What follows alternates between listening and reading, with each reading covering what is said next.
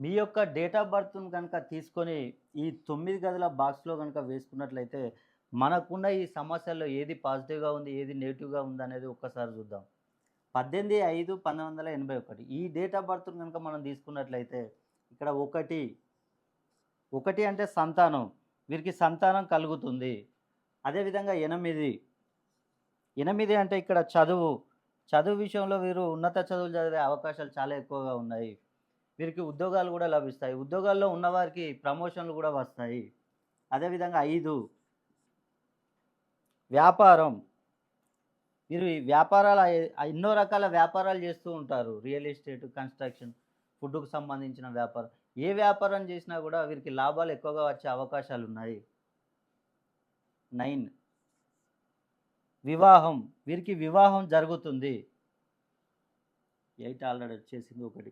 ఇప్పుడు మనకు ఫిల్ అయినవి చూసాం. ఫిల్ గాని గనుక మనం చూసుకున్నట్లయితే ఈ బాక్స్‌లో 2, 2 అంటే ఇక్కడ రుణ బాధలు. రుణ బాధలు వీరికి ఎక్కువగా ఉండే అవకాశాలున్నాయి. రుణ బాధలంటే వీళ్ళు బ్యాంకులలో లోన్స్ తీసుకుంటారు. అదేవిధంగా ఈఎంఐలు కట్టలేక వడ్డీలకు వడ్డీలు పెరిగి చాలా బాధలు పడుతూ ఉంటారు.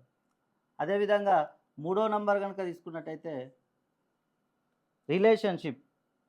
వీరు రిలేషన్‌షిప్‌లో కొన్ని సమస్యలు వచ్చే అవకాశాలు ఎక్కువగా ఉంటాయి. అదేవిధంగా నాలుగవ నంబర్ ఆరోగ్యం. ఆరోగ్యం విషయంలో చిన్న చిన్న సమస్యలు తలెత్తుతాయి. 6, 6 అంటే డబ్బు సంపాదన. వీరు ఎంతో కష్టపడి డబ్బు సంపాదిస్తూ ఉంటారు. కానీ అది నిలవదు. అది 50-50%గా ఉంటుంది. 7 శత్రువులు, నరదృష్టి వీరికి ఎక్కువగా ఉండే అవకాశాలున్నాయి. మీరు కూడా మీ డేట్ ఆఫ్ బర్త్‌ను ఈ 9 గదుల బాక్స్‌లో వేసుకొని, ఈ సమస్యలను గనుక, ఈ నంబర్‌లు గనుక వేసుకొని చూసినట్లయితే, మీకు ఏ సమస్యలు పాజిటివ్‌గా ఉన్నాయి, ఏ సమస్యలు నెగెటివ్‌గా ఉన్నాయనేది ఒక్కసారి మీరు తెలుసుకోండి.